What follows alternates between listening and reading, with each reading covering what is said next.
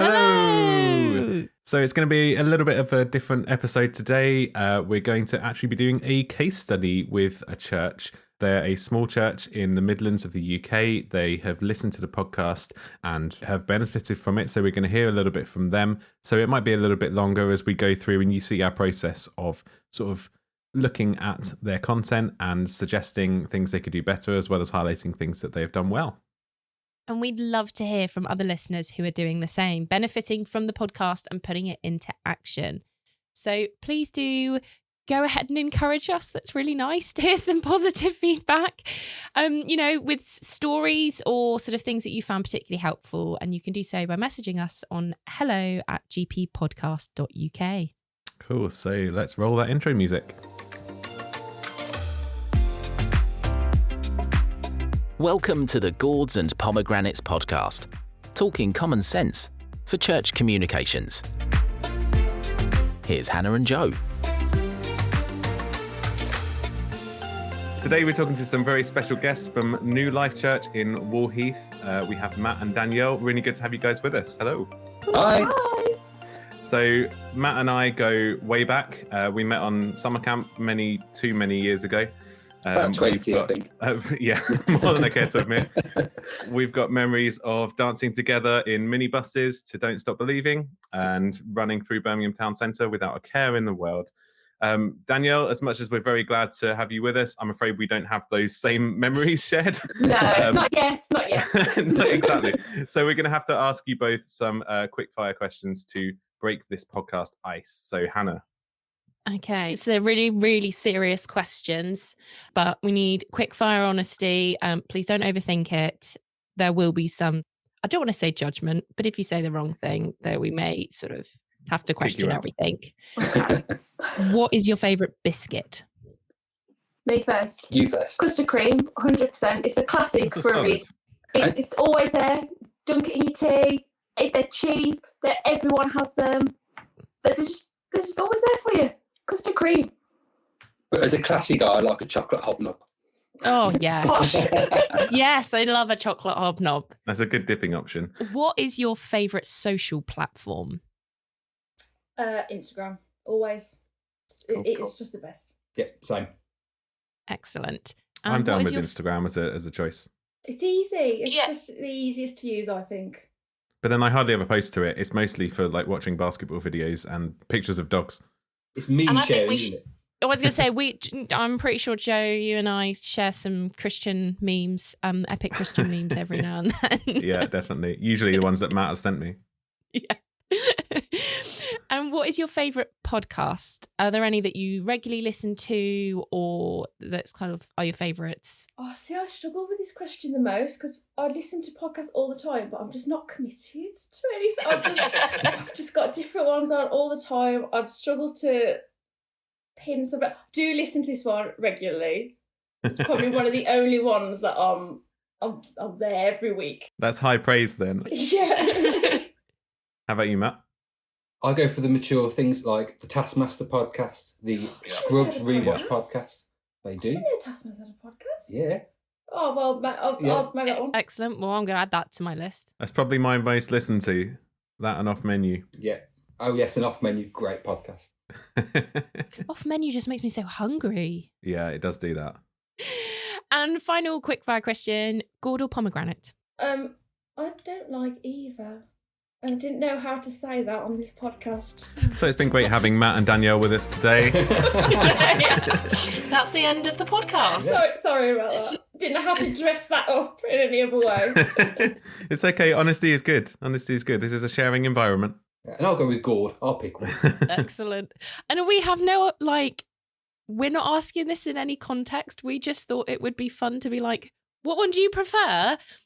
Because most of the time people are like, what's a gourd? Like, how do you actually cook with pomegranates?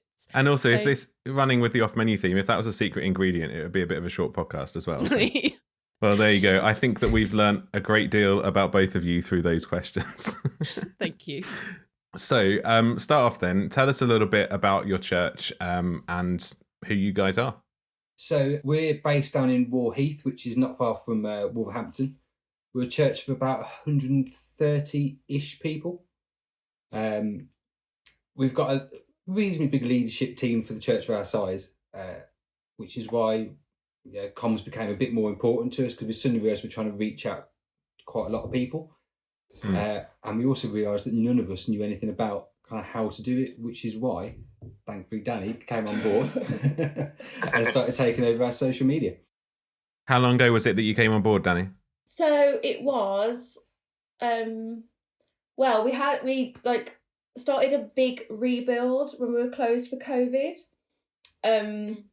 So I sort of came on board then to, do like building updates and for people in the church, but also the wider community, and just try and build up a bit of excitement and and because it was COVID, just to make sure people knew we still existed.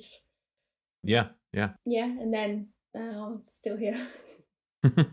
Yeah, and the rebuild that we went through is quite an important thing about our church, really, because we'd been planning it for years, and then during COVID we decided that was the time to knock a church building down and start again. We were closed anyway. We were closed anyway, so it seemed like a right thing to do. So, why not? So that's what we've kind of been through. And then this year we decided, new church, time for a new name. So from Easter we are now New Life Church. So there's quite a lot of things to try and communicate out there for Dave to keep up with. We've been busy. Yeah, I noticed that was pretty recent. Was that a sort of long process, or? Yes. A lot of meetings. A lot of opinions. Yeah, that's always the way, isn't it? I think that can be the case in business as well, but more often than not, small businesses, one person makes the decision, you go with it. Churches, not so much. No, everyone has to vote on it, don't they? Yes. So you said that you've got about 130-ish members of your church. What's their kind of age demographic? A massive spectrum, really. We are so blessed in our church. Loads of families and young children, older people as well. We really have got a massive range. Yeah, range. Mm. Yeah. We do go literally from 0 to 100 at the moment, don't we? We're very proud of that. Yeah. We cover the full lot. Which is an amazing thing as a church, isn't it? That's what you want. But at the same time, if you just had loads of young people, then it would probably make your comms a little bit easier, because you can just target towards them. Yeah, that is very true. But... Yeah. So what is your comms situation at the moment? If you have to list kind of all the things that you do, not a day-to-day of this is what I do first thing, but sort of what does your comms look like? So we have a website that's run by a guy called Martin, one of our elders. We've got a Twitter account, Instagram account, Facebook account. Mm-hmm. We do quite regular leaflet drops to the local area as well, because we've got a couple of quite willing artists in the church, which is really handy, actually, especially when you're renaming a church and need a new logo, because they just crack on with it and get it all done. And then there's lots to do with the signage and kind of the outward face of the church that they do quite a lot of work on to try and keep up to date. So with a new building, you want people to walk past and actually see what it's about. And they put quite a lot of work into that. But in terms of the different platforms that you communicate on, are there strengths there that you think, actually, this is something we're doing really well, but this is something we know that we need to work on? If I start on that one, and then I'll hand it down and see what she thinks. So a good place to start, we're talking about our website, because it's a good little story, our website. Because we did have one pre-pandemic, but it was very, very neglected. It wasn't up to date. And in the January of 2020, one of our elders suddenly realised how important a website is for the church. Yeah. So spent quite a lot of time updating it, getting it going and making sure it was live. And then suddenly a pandemic hit. So without that, I don't know what we'd have done, really. No, we were suddenly very reliant on our website. Yeah. So keeping up to date with that is one thing that they do work really hard on. So there's always like a live calendar and events going up on there. So keeping that up to date from an information point of view is, I think, one of the strengths. Trying to keep the website actually up to date is a different challenge for people that are just volunteering. Sure. Then we've got our our socials. Now, I've been told not to compliment Danny on how she does our social media because it'll make her feel uncomfortable. Not when I'm So I'm going to do it anyway. Oh. But I think our social media, since certainly over the last kind of 18 months, has improved massively. It's got a lot more engagement, hasn't it? And Danny puts a lot of work into that. So thank you, Danny. I mean, you're very welcome. It is very lovely to have the comms people being appreciated, and that's a whole thing that we're very sort of not proud about. We want to champion that comms people should be celebrated more for churches because most of the time they're doing it voluntarily or they're combining it with numerous other jobs and stuff. So it is very lovely to hear you compliment Danielle. Thanks. I mean, asking a sort of follow-up question to that, and this isn't something that I've asked in advance, but do you have a rough idea, Danielle, of sort of how much time each week it takes you? Because if it's recognised that you're doing a good job...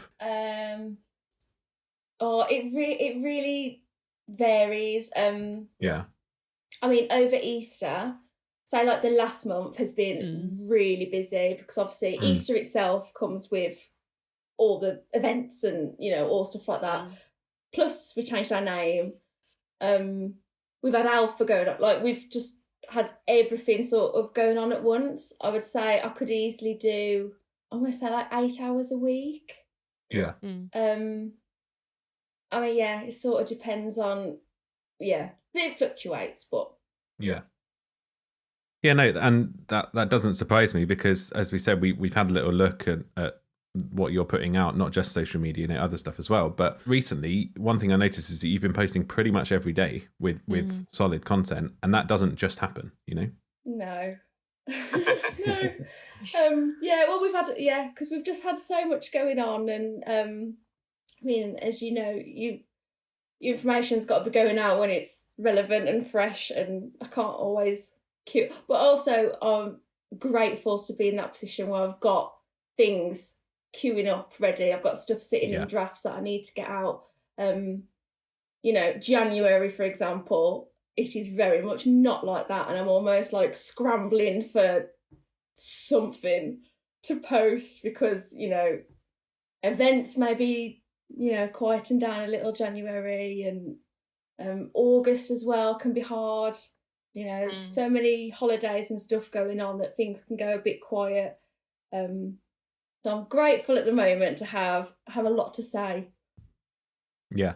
And I think that's one thing that actually, even if you've got all the time in the world to actually do social media, if you haven't got the content coming in, or you haven't got even the details that you need to create the content, then that can be really hard. It's really difficult to actually get anything done. So it's brilliant that you've got that time. It's brilliant the church has recognised those gifts and sort of given you the freedom to create. But it also needs some input, I imagine, from the leadership in order to keep that going. Yeah, so like things like if we've got a new sermon series, obviously I have zero involvement in that. So I can't just come up with content for that. Like I need like information and then like maybe slides and stuff sent to me, so I can then put that out. Yeah, definitely. Matt, what's your sort of perspective on that from the leadership of the church perspective? Sort of, do you guys have to commit time to comms as well? Yeah, so our kind of comms overall is shared by quite a lot of people. So for us, it's trying to remember to inform Danny of some of these things. Yeah. Because one of our elders runs the website, so we kind of think, it's dealt with. Yeah. But it's trying to now have the mindset of, actually, we need to inform the right people of what's going on when, so that those socials go out. And it takes a little bit of time to change that mindset. And that's kind of the process we're going through at the minute, because we've changed so much, including how we, not just how we are as a church, but how we have to communicate, that as leaders, we've got to think about that much more consciously, rather than just saying, great, we're going to do a sermon series on John's Gospel. See you all next week. It's now, we're going to do this sermon series. Let's get some artwork ready. Let's let the right people know. Let's publish it a bit. And that takes time to get going, really. Yeah, I think we've recently realised like we've got to just become so much more visual and like more conscious of like involving our community in like everything that we're doing. Yeah. You can't just assume that, you know, if you're not sat there on a Sunday, oh, you don't know what's going on. You've got to come next Sunday. Do you know what I mean? You've got to be branching out to people in any way you can. And, you know, we all spend a lot of time on our phones. It's how most people are getting their information now. And actually, we've found, certainly over the last few weeks, it's something that it's not just the leadership they have to think about. We've got to try and get the rest of the church on board with just understanding this as well. Because we had a discussion, didn't we? And this came up at one of our meetings about the importance of the church members and just church family liking, sharing, commenting, because of how much difference it makes. Yeah. And until you bring that up with people, they just don't see it. They don't see it. They don't realise how important it is. And it's easy for me to think like, oh, you know, you need to share, comment, and just engage in stuff, because obviously I spend so much of my week in social media, so it's very much like my world. For everybody else, obviously, scrolling and just you don't think twice about it, do you? So yeah, we have really had to just gently remind people and just encourage everyone to get involved, really. Yeah. And to understand why it's important for them to get involved, to let them know the difference that it does actually make by being able to share it, and how many more people can reach it. Because even our pastor mentioned to me the other day, he hadn't realised how much difference that one like or one share can make to how many people are seeing that post then, to how much difference it makes. Yeah, and it did make a massive difference. Like from that one meeting that we were talking about, like within the next 2 weeks, just on Facebook, like our engagement was up by 73%. Wow. Just by sort of encouraging people to engage in everything. And also I think outwardly it makes us look more like a family, like we're all definitely, you know, supporting and just getting involved and being excited about our own stuff.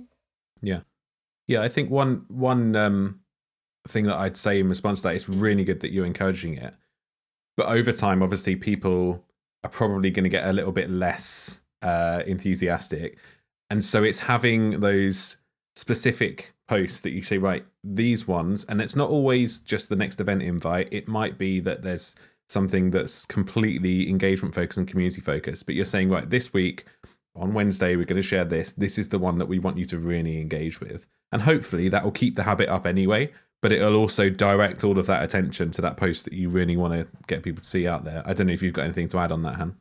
Yeah, I mean, I suppose it's not expecting everyone to do it straight away, because you do lose that kind of momentum with it, but also not feeling awkward.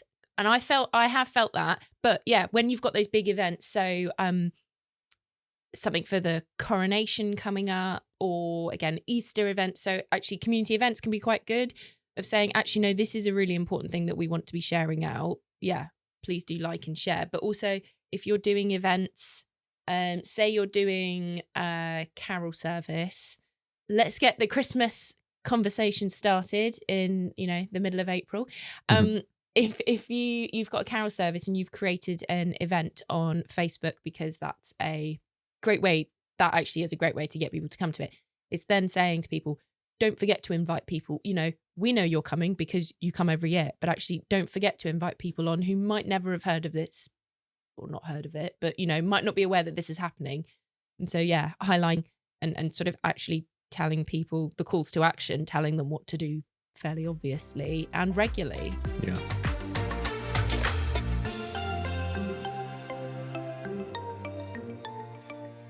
So what we wanted to do, as we're so appreciative of you guys coming onto the podcast and sharing a bit of your experience, we wanted to be able to give back a little bit as well, and hopefully offer some feedback which is helpful, which you can put into action. Obviously you can take it or leave it. We're not telling you must do this. There's you know, different ways to achieve things, but hopefully it's stuff that you can put into practice and can be helpful. So we'll look at some potential improvements, but also we want to acknowledge that you guys are doing a really good job. And we're also aware that this is all done by volunteers, whether that's sort of on the leadership or the actual social media or the website, whatever it is that you're doing. So you're doing a really great job there.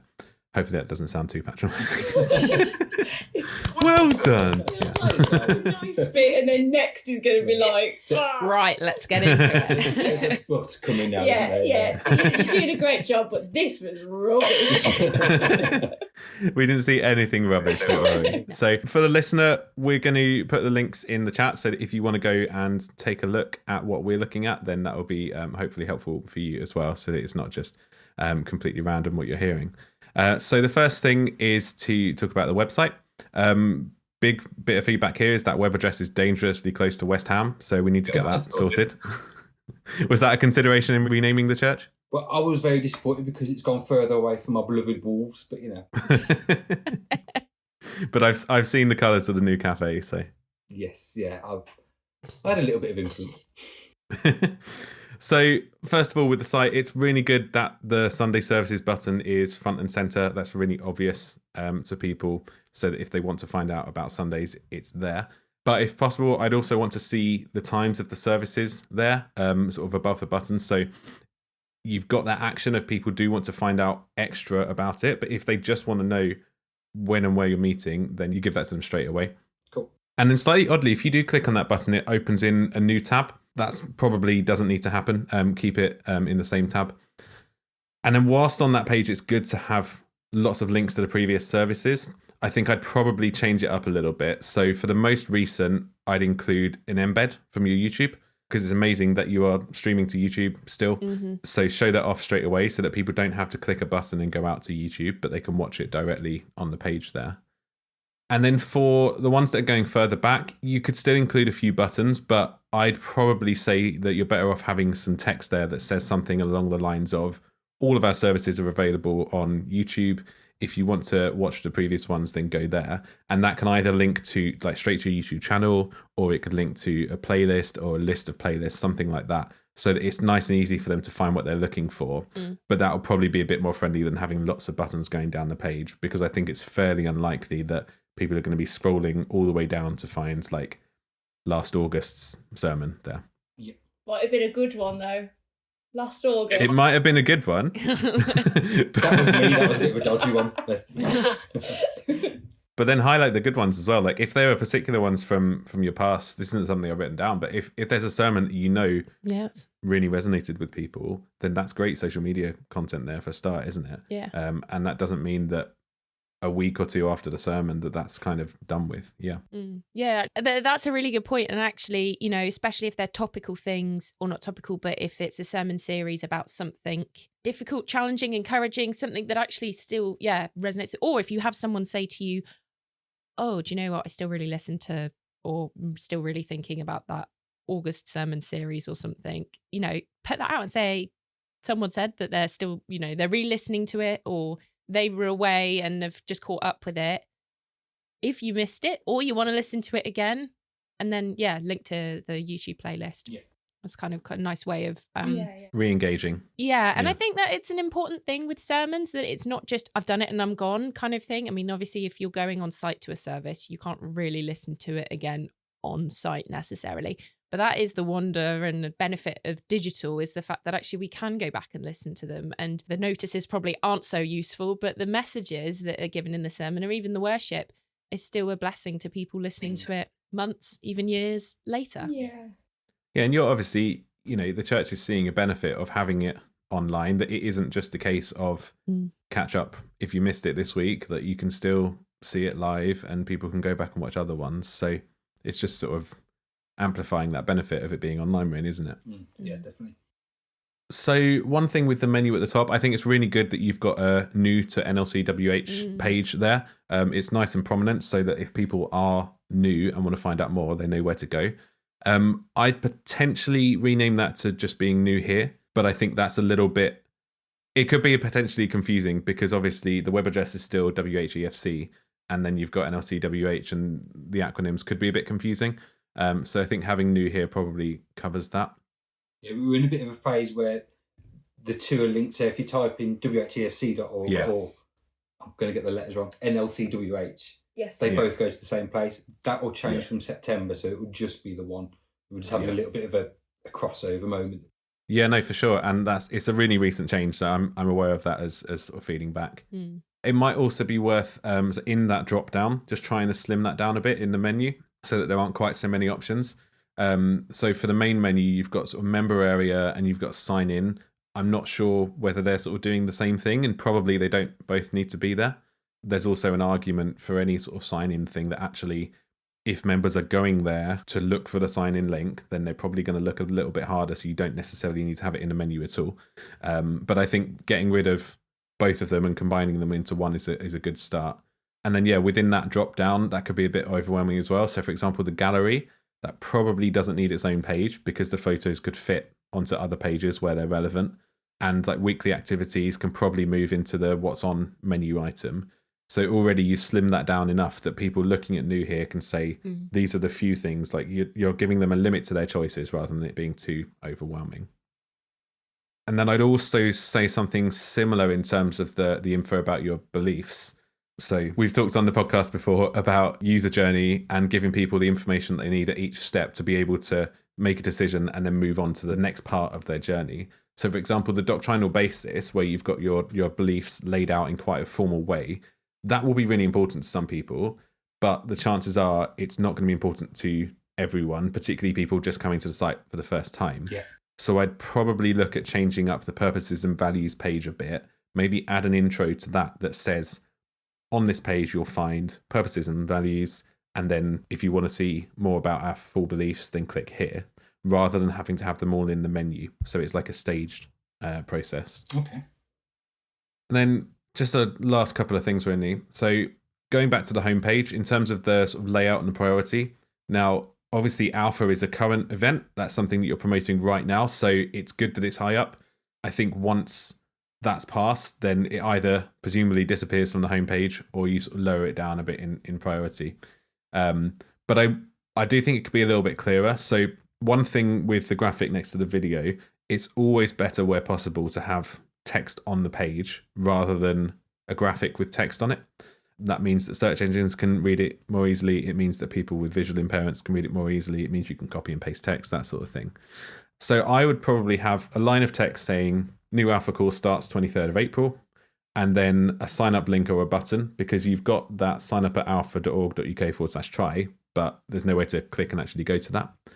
And then you could still have the Alpha logo there because that's something that's recognizable, but you could say watch the video to find out more, and then you've got the video next to it. So it just centers around the user a little bit more, rather than that being something, for example, it's got the New Life Church logo on that graphic. That doesn't need to be there on your website because people are already on your website. They know your logo, they know where they are. Whereas if they're on social media and you're posting that out, then that's something that's more likely to need to be there. And then the last thing is on that homepage, I'd probably switch around the video and the welcome text. So you've got the welcome text either immediately after the Alpha or immediately after that sort of hero banner section at the top, just so that people can get that information straight away. And then if they want to watch the video to find out a bit more, it will probably be finding out more about the feeling of the church and the different activities and what it's going to be like when they come in, as opposed to a little bit more informational of the text there. So still definitely keep it there, but I'd switch the locations around. And I'd also switch up the headings so that they're not red, which sort of matches the Alpha, which may or may not be a coincidence. But if you get them to a green or an orange, then they're going to be more consistent with the new logo. Right. But that's all I've got to say on the website. Like you say, it's serving you well. It's doing a good job. It's just about tweaking things that can make it a little bit more slick going forward. Cool. Thank you. So I'm going to hand over to Hannah for some social media feedback. See now, but I've got multi-platforms to talk about. So now I just talked about one single thing. Lot of comments, which now is dear. So you guys are doing an awesome job already, but it's like a lot of little things that actually will, I think, kind of will just make it seem so much better, rather than like you've got loads of big red flags that need to be done, like a lot of churches I see. So I hope this doesn't sound too critical. That was a nice little backwards compliment there. We'll take it. Yeah, I'll take that. It's kind of going from website onto social media.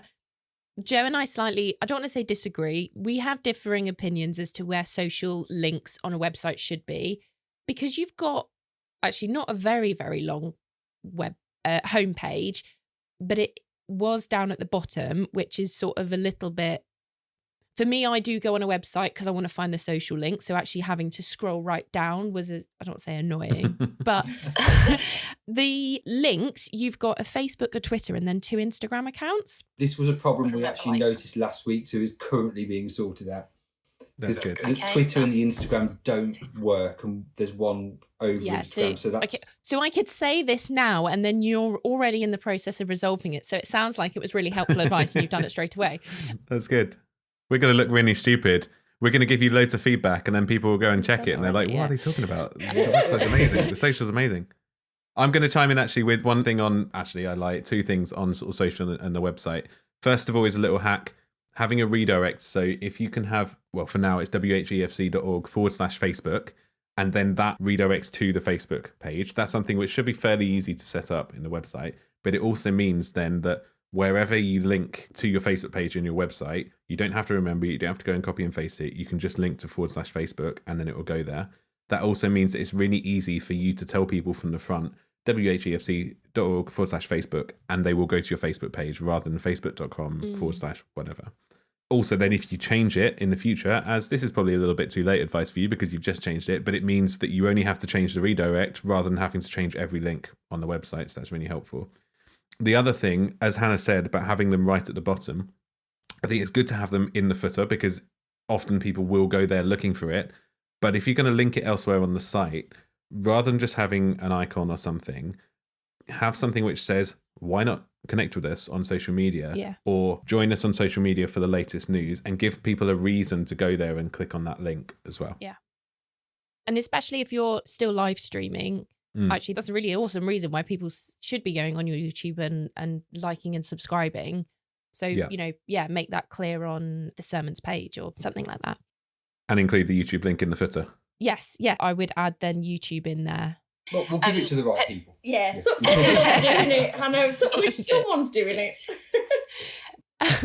Kind of overall, sort of across all the platforms, if you've changed your name, and even if it's sort of a little while back, actually kind of celebrating that, of going, this is what we've done, and doing like a ta-da! Fireworks or something like that on social, of going, actually, if you see that there's 2 names on our social posts, actually, this is the reason why. But also it's a topic or an area to talk on. It gives you a new avenue of sort of content creation, of actually going, well, why did we pick the name? And, actually what this means for us going forward.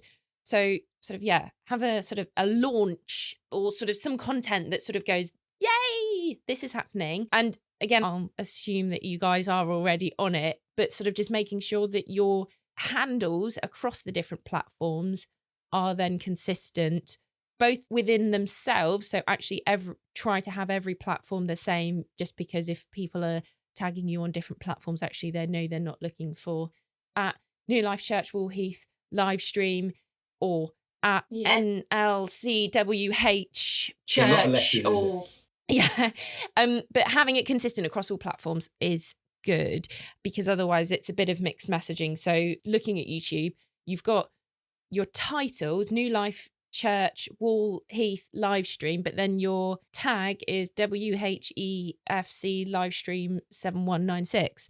And I appreciate that sometimes it's a bit tricky getting exactly what you want, but just then making sure that as you're transitioning into the new name, I mean, that's a good reason to get your congregation, if you've got 130 members, of saying, look, can we get up to 100 subscribers on YouTube? Because actually that'll mean that we can change our name, because we've had the rebrand and done that. So, I've been there in the past, having to specifically ask people to subscribe, not so you can watch our videos, but so that we can change our name. So yeah. And then another kind of overall across all the platforms. So you talked about kind of sermon series and sort of broad, like not one-off specific events. You guys have actually caught the other end of the balance from what a lot of other churches do, of where they only address things that are happening on a Sunday. I would encourage you to actually push a little bit, but add in a little bit here and there. Don't change what you're doing, because actually your content kind of variety is really good. But just go, would be great to come and join us on a Sunday. Or if you can't join us, here's the live stream. Could you make it? Or do you want to listen to it again? Or, it was great for us to gather. Here's the live stream linked if you couldn't.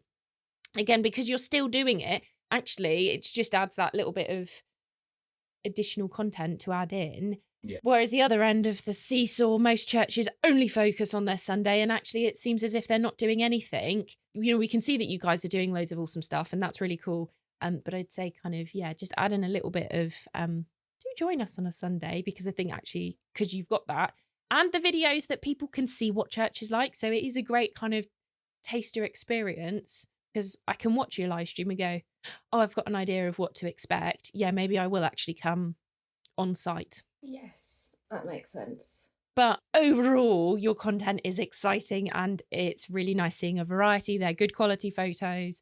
So, you know, actually what you're doing at the moment is great, but just a little kind of add something else in. So I'm going to try and do this really quickly because I'm aware that we've already been chatting for a while, and this can often take quite a long time if I'm doing the as an actual session. So really quickly, YouTube, your homepage is not optimized. So you haven't got sort of playlists. So if you've got sermon series in a specific, you know, this was our 6-week sermon series on this, and this was the Christmas series, you haven't got any playlists. So actually you can't highlight them in your homepage on the home section of your profile on YouTube. So optimized playlists, as Joe said already, then it's easier to link back if you're linking them on the website. Yeah. If you've got then sort of sermon series, I mean, how many times can I say that? Your titles and thumbnails are a bit generic, and this is going to sound really harsh. Say whatever you like.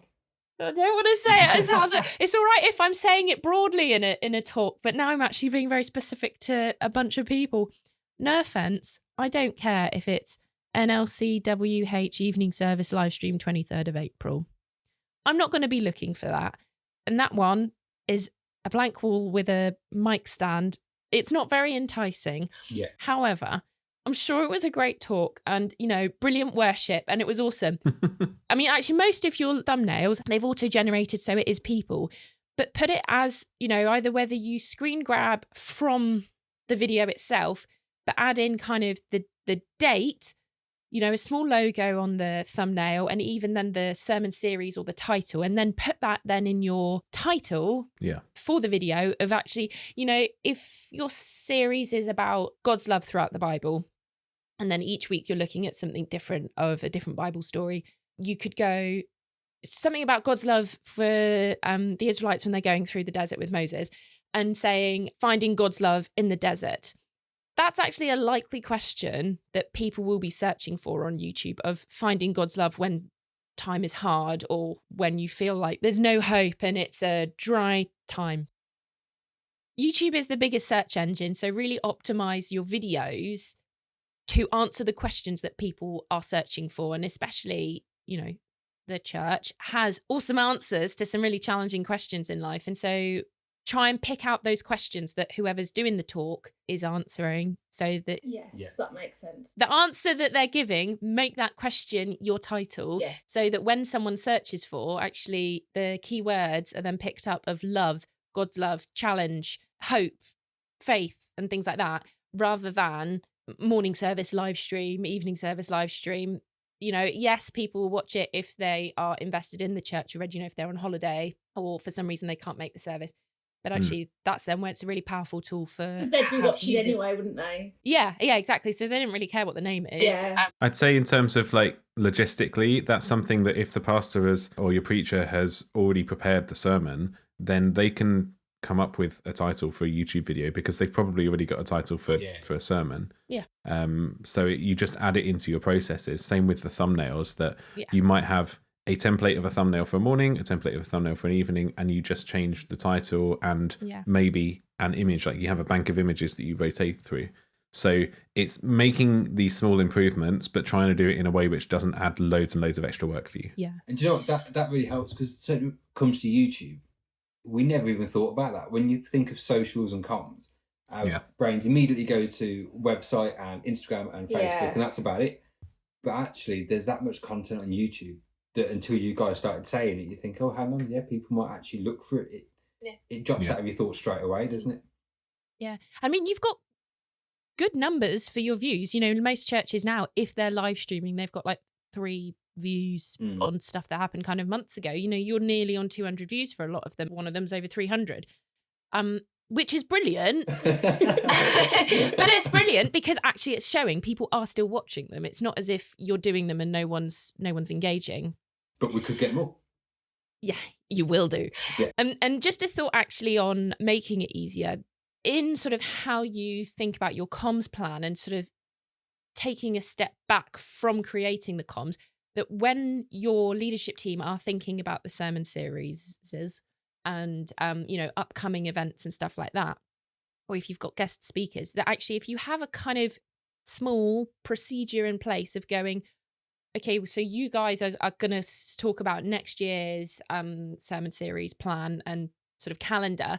These are the things we need you to think about. So actually when the person is planning on writing their talk for 2 months' time, that they're going, right, what's the question Yes. I need to be answering? Because actually I think that's a good thing for preachers anyway, but that actually then you're not asking them to do it after they've done it. You're just saying, can you please bear in mind that these are the things that we need to be thinking about? Because again, then as you're planning upcoming, you know, next month's content, where you're going, well, we know we've got this guest speaker, we know that we're going to be looking at this theme. Actually, that's quite an exciting thing if you're planning content, that actually you know what people are kind of going to be talking about. And it's not as if that's new information to anyone, because they're planning it and writing it in advance. So actually they're already doing it.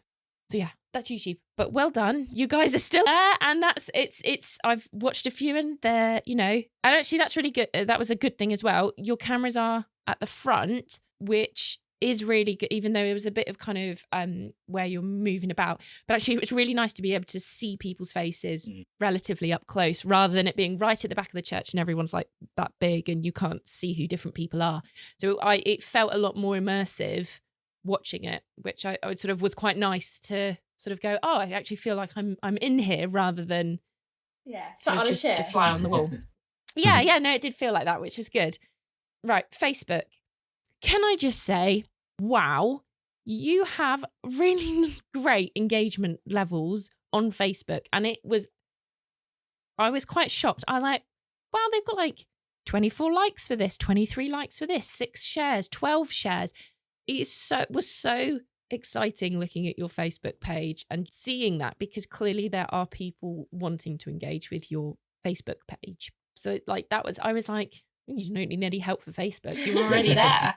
So that was like, please be encouraged by that, because again, a lot of churches, you put an alpha post up and there's like one person likes it, and that's the social media person, because they want it to be like, you got 20 likes for that post.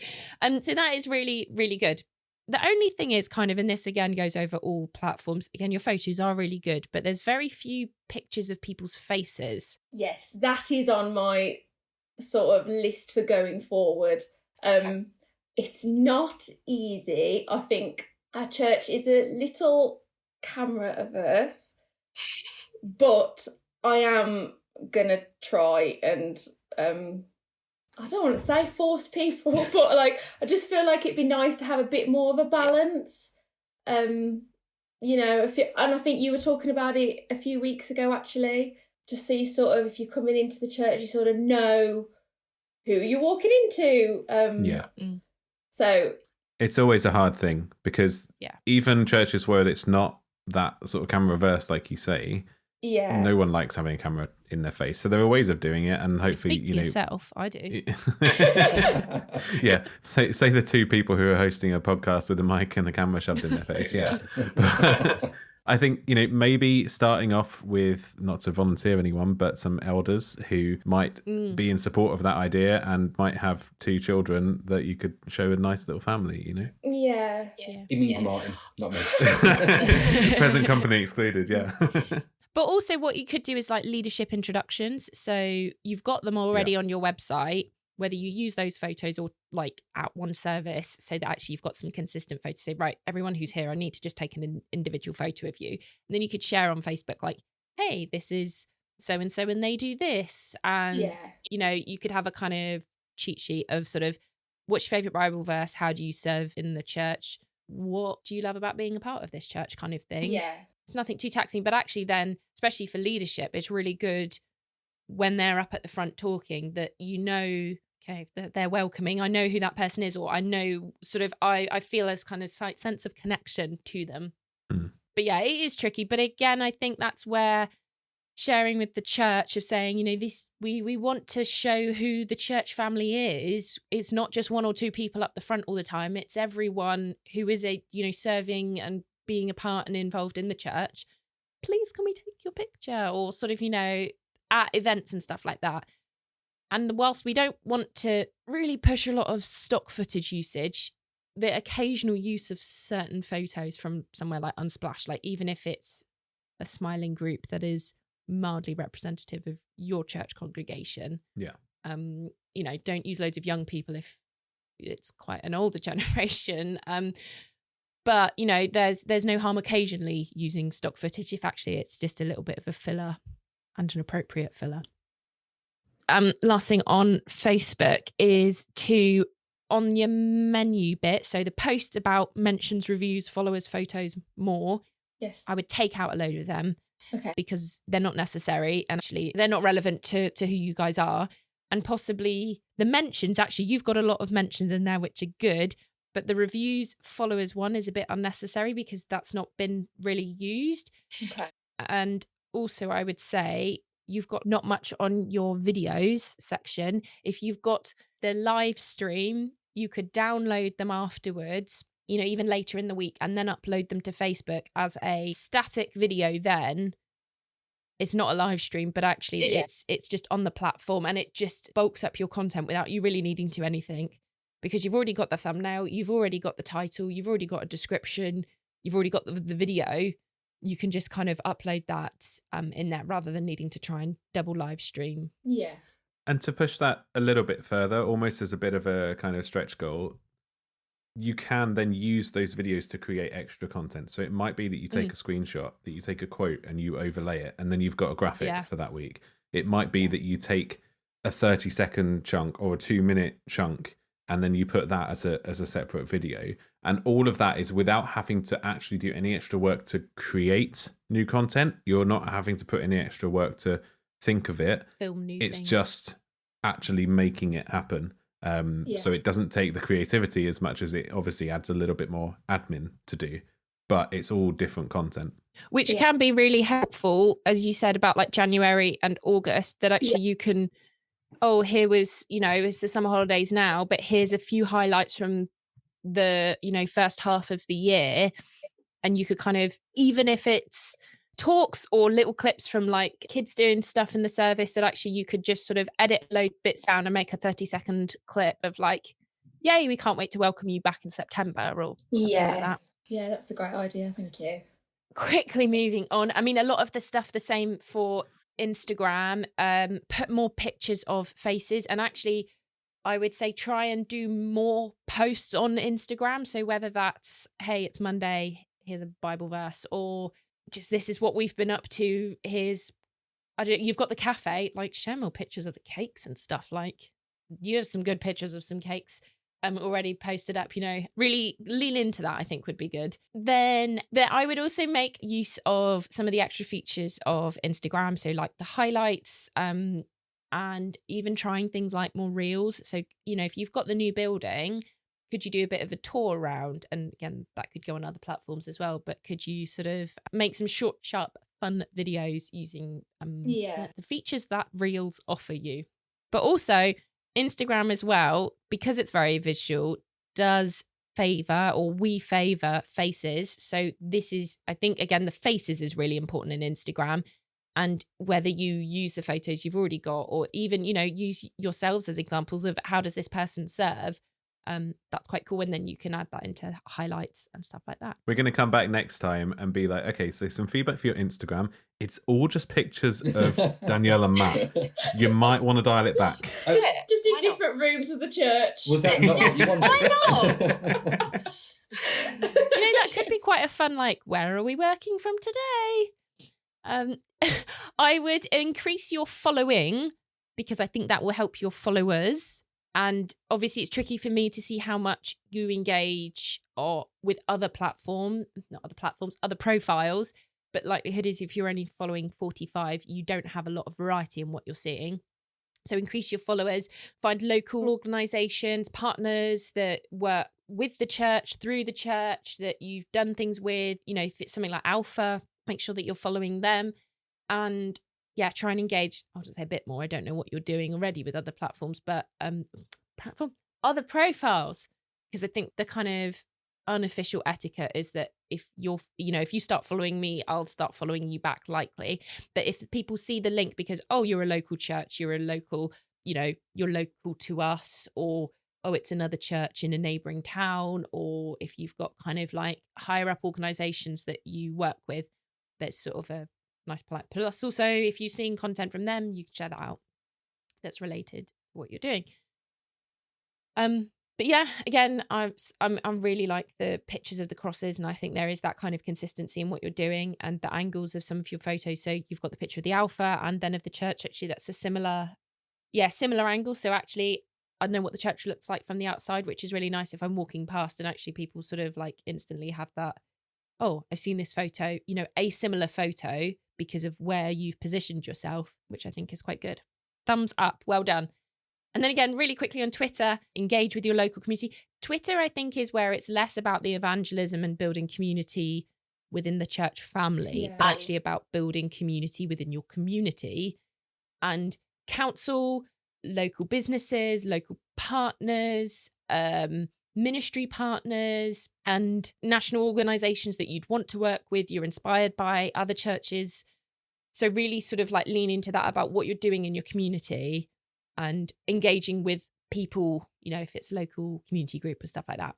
And Twitter likes it when you post lots. So actually that stuff could be like, here's the stream, but actually here's the cafe. This is what we're doing today. Here's the cakes for today. Do polls of actually what cake will be the most popular today. What cake should we try to make next? Or getting hungry now. Ben, I think as well, the fact that you've got that recent one about the cross, people collecting the wood, I think that's really lovely. And you've done threads linking into it. I think that's really good as well, of like, if you've got longer post content of breaking it down, because again, that's kind of, it's a more interesting way to read it. Is she going to tell me that was the right thing to do or not? Cause I just... Yeah, no, it's really good. I was going to say like Twitter likes that if you do that, but actually I don't know if it does. No one knows what's going on with Twitter, but it's a nice way of sort of... I don't think Twitter knows what's going on.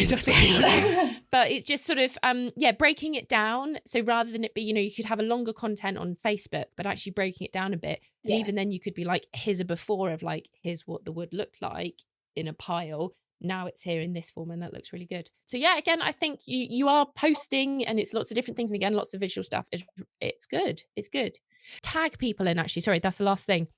So if you're doing the community, so you're doing morning service to watch the coronation parade, could you tag in again local community groups, council, and stuff like that? Because actually that's a thing that they might like to retweet, because that's it's a national thing that regardless of whether you're religious wanting to come to church. Maybe people that hire your building, because that's something you do, isn't it? Yeah. Exactly.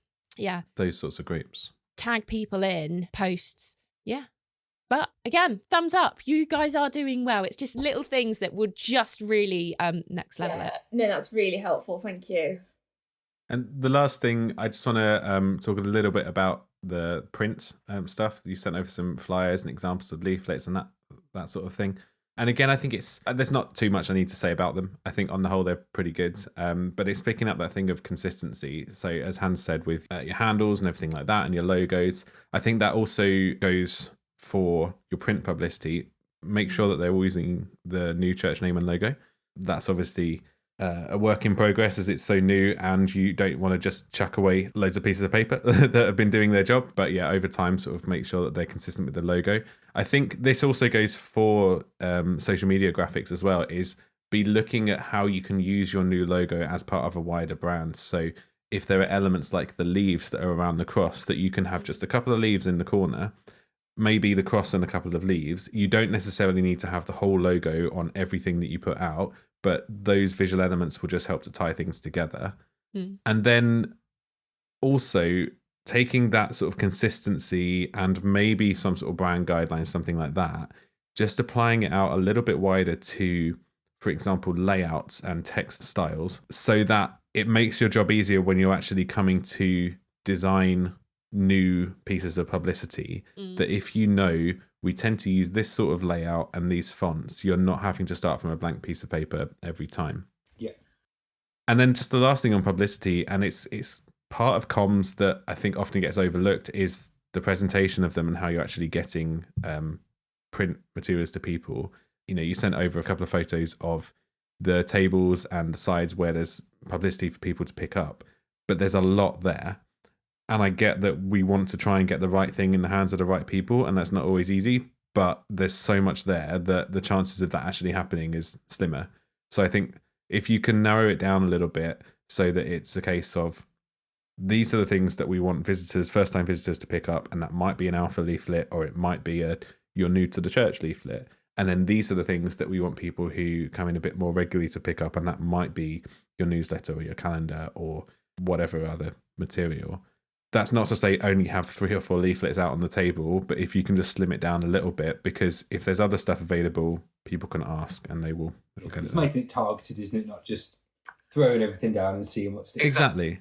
Like we mentioned the building hire, and it's great to have a leaflet with all of the details of that, but the chances are someone coming in on a Sunday morning isn't the person who needs to learn about your building hire. Whereas maybe someone coming into the cafe who wanders in and might want to run a group there or something, that is something that they want to see. It's that different audience. Cool. So hopefully that's been helpful. Hopefully it's not too overwhelming. Painful. I want to emphasize, like Hannah's said, that you guys are doing a really good job. And I think a lot of this is about doing it one step at a time. So it might be that there are things that you want to correct straight away, but it might also be that next week we can start thinking about this one. The other one, we might leave it for a couple of years, but it's good to know that we are thinking of going in that direction. Yeah, big picture. That's it. So coming back to some questions, what tools, resources or software do you use, whether day-to-day, regularly, or that you're trying out to help you with your church comms? I mean, I can only speak for the social media side of it. Canva is so easy and brilliant. I like Lightroom for just making pictures look as if they've not just been taken on my phone. Just brightening things up and making everything look a bit more visually appealing. Is there a free version of Lightroom? Yes. Oh yeah, I don't pay for it. That's good to know. I didn't know that. Yeah, it's really good. So if you upload a photo and they have different almost presets, there's one, you can just like brighten things and stuff, but there's one which is called Vivid, and it just makes colours really pop. Ooh. So I do really like that, especially like photos that are like in our building, like because we've got like in the cafe area we've got that like nice orange wall, and then in the main room we've got the blue. So just really making that pop out, because if the light's a certain way it can like be lost a little bit. I just think it makes the photos look a bit more like, oh. That's really helpful.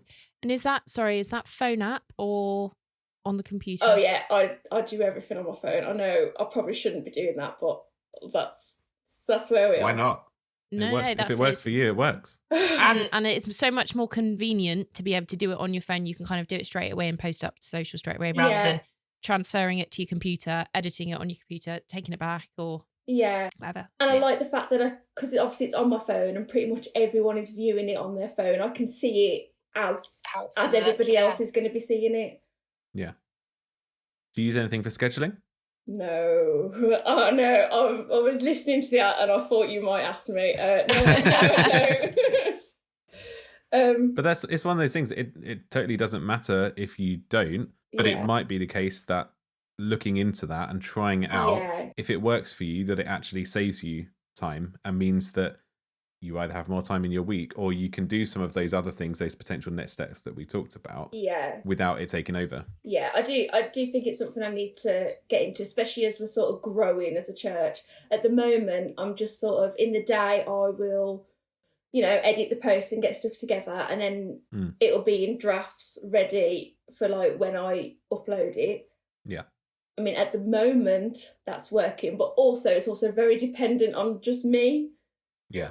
So big picture, I know we need to look into something else, a bit more long term, but yeah. That's helpful. Okay, so I'm going to ask a question which is very self-indulgent here, but is there anything that you guys have put in place since you've been listening to the podcast? Yes. So, one of my notes was about including more faces. We've already covered that. And then the other thing I've done now is I have a year to view. So nothing like surprises me. Whereas before it'd be like, oh my goodness, it's harvest next week. Quick, like come up with something. Whereas now I can see everything, I can, if we've got certain posts that maybe aren't really time dependent, I know where I can slot those in. Do you know what I mean? Like there might be something that is good content, but it's not like, doesn't matter when it goes on. That doesn't need to go on at Easter week. And I've already got how many other posts going on. Yeah. So it just makes it easier to see what's happening. And also things like we run like a holiday club. When is that? Like end of July. Well, that needs a lot of like promotion beforehand. So I need to be able to see as things are getting closer. Again, like with Christmas, like I can't just start that in December. So yeah, that's been really helpful. Well, that's why really I'm good. starting to talk about Christmas already, and like Yeah. had someone like recoil and horror at me, but I'm like, yeah, but I need to be thinking about it in the summer because I'm doing sessions for it in September, October time. Yeah, Exactly. Yeah, it all takes a lot longer than you'd seem to think, doesn't it? And everything just like springs up on you. Yeah. It's nice having such a visual to see where I am. I can cross things out and I'm like, yes, we're doing this. Done, done, done. That's good to hear. Yeah. No, and it is really encouraging that the things that we talk about, like, it's not just you're listening to it and went, oh, cool. Like, I'm not going to do anything. But, like, actually to hear that like, you've been able to implement stuff, that is really encouraging to what we're Even doing. like stuff that we might already be doing, it's just nice to be like, oh, we're doing that right. That's great. Because you don't know, do you, if you're doing... Yeah. We don't know what you're doing. And like we said, I think just listening to you guys, being able to kind of see the importance of it and then make people aware of comms. So, it kind of, in a lot of churches, and I think for us as well previously, it just kind of happened in the background. Yeah. Mm. And people just kind of went, oh, yeah, that's a church Facebook, now move on. But now we can kind of talk a bit more in depth as to why it's important. Help people understand it. Like what you were saying before about it, and it is a ministry, like it is something that needs to be, like it is important, and like really praying over it as well, like that's really helpful, because it can be quite easy to just think it's all a bit, almost silly, and it feels silly like asking people to like, oh, please like my post on Facebook, but actually like it does matter, like it is getting the word out there, isn't it? And if people don't know we exist, they're not coming. Yeah. And I think, like you say, for a lot of churches, it happens in the background, but often if that is the case, then it doesn't continue to happen in the background. It will just stop, and it will be your one post at Easter and your one post at Christmas, and not a lot more. And we want to shout about the importance of it, because we think it's a really important way of not just getting more people bums on seats in the church, but actually sharing the gospel. Yeah. Absolutely. Yeah. So what are the areas you struggle with Or think are the hardest for churches in your situation? I feel like everything I wrote, I've already talked about. I talked about like encouraging other people, like, members of your church to engage in things. I mean, we have got like a closed Facebook group for like people in church, to be like, oh, has anyone seen my whiteboard marker? That sort of irrelevant church things. I like that. Irrelevant to the wider community. Yeah. Yes, yeah. So it is handy having that I can just be like, hi guys, just remember, it's me again. You know what I'm going to say. Please like and share. Yeah. But that can be a struggle. And also I think, because you don't want to feel like you're always like, oh guys, can you... Do you know what I mean? You don't want to feel like you're going on at people. But I mean, I'm saying this now. I'm going to go on Sunday and start taking photos of people, so I'm going to be even less popular. So long as you don't, we were joking about me going up during communion and taking selfies with people. So just as long as you don't do that, you'll be fine. Too far. Okay. Yeah. And then I also just said about like when you've got like a bit of a drought in certain months and things to fill it in. But I mean, to be honest, you've given me that many ideas. I'm not worried.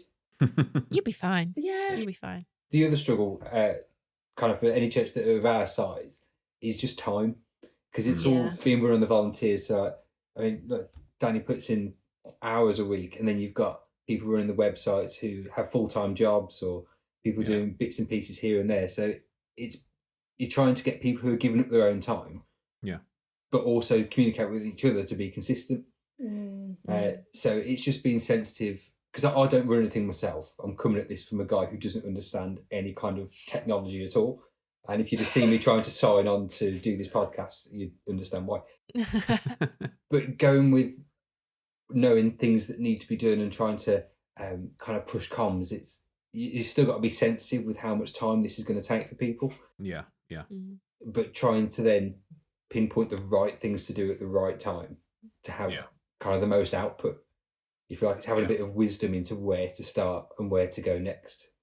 Yeah, that's really important. So with that in mind then, if I had to ask both of you for one piece of comms advice or encouragement, especially to sort of smaller churches who might be struggling with those sorts of things, what would it be? I just said, like, not to be too worried about trying to sound too professional or, I don't know. I think it can be easy to almost be like a robot voice. Do you know what I mean? Like, 'cause you're just trying to sound so professional, like, you know exactly what you're talking about. But I think people really like warmth and to feel like they're sort of connecting with an actual person. Yeah. Like, obviously, which they are. And when I post like from the church accounts, I'll still say like whether people know who I am or not, people know that there is somebody doing all the church communications. Do you know what I mean? Like, and like, if something's exciting, be excited. And I think people really engage with it. And I think like when we were doing all our building work, I think that's why it sort of did so well, because it wasn't like, oh, here's a pile of bricks, it's going to be a wall.